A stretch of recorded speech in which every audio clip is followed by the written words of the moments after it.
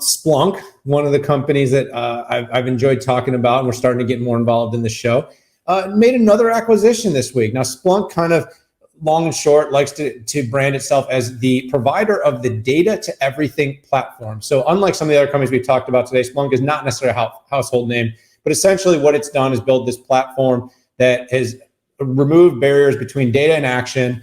Their focal points are IT, DevOps, and security.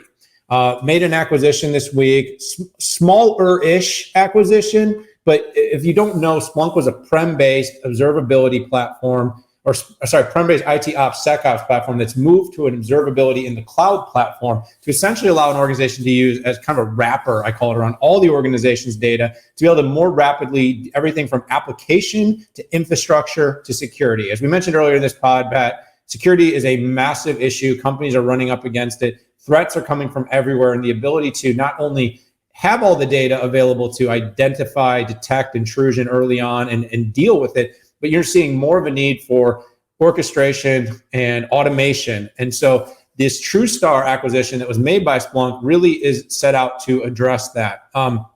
This company, by the way, Trustar, while not a household name, like I said, has been busy in this space, has been busy in this partnership. Most recently, I believe they partnered up with ServiceNow. So Trustar had been working with ServiceNow to build workflow orchestration automation to reduce security threats and intrusion. And it's, like I said, its big thing is all about automation. So it's about you being able to take all the data sources, being able to, in real time, automate the resolution of threats using AI, ML, automation, and basically full visibility to data through the cloud.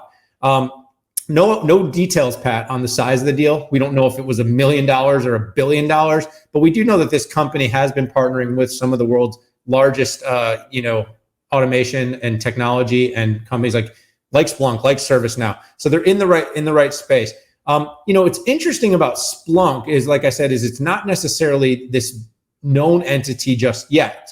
Their CEO, Doug Merritt, I've done a few interviews with him. He'll be involved in something we'll tell you more about in a moment. But what this company has done very well is acquiring smart pieces to the puzzle that has enabled it to move from this prem-based IT ops, SecOps tool to a full cloud tool set. And Pat, by the way, in their recent conf event last year, Doug Merritt showed numbers about their annual recurring revenue growth, and he was able to show that Splunk's growth actually outpaces some of the world's fastest growing SaaS companies. So Splunk is growing faster than Salesforce, faster than ServiceNow in terms of its recurring revenue in cloud business growth. So while it's not known yet by everybody out there, if you are an IT ops or SecOps, you probably know who they are. But Pat, December, they acquired Flowmill. November, they just acquired Rigor. October, Plumber.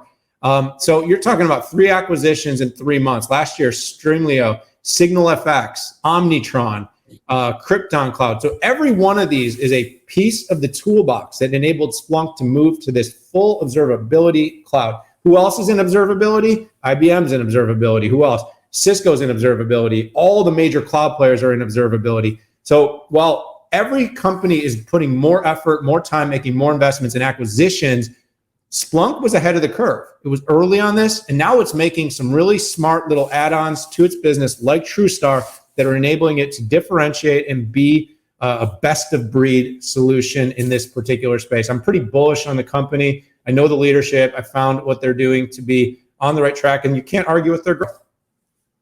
Listen, Daniel, there's no doubt that their customers and the enterprise know who they are, and they're in at least 90 out of 100 Fortune 100 out there. And if you're anywhere in the vicinity of cybersecurity, IT ops, and observability, you know this company.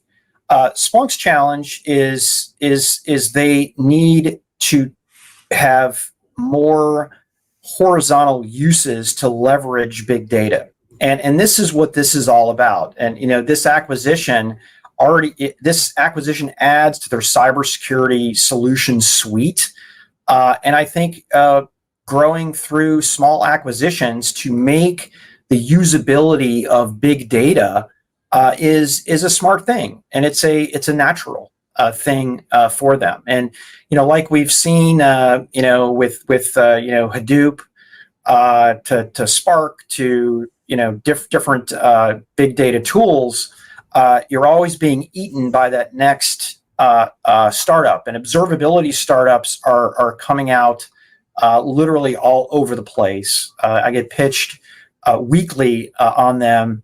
This latest one is using Snowflake, right? And that's their claim to fame, and they're probably going to go right up against Splunk in the exact same areas. So Splunk needs to grow, and it needs to grow fast. So I like their multiple acquisitions. Yeah, they're on the right track. And Pat, I know we kind of debate whether or not to do this. I realize I may have been a little muddy. So just to be very clear, I want to give you guys one sentence on what this means. This is a layer to their Splunk security platform. In particular, support its automation, detection, response workflows, and basically the ability to take first and third party intelligence sources to leverage both internal and historic intelligence.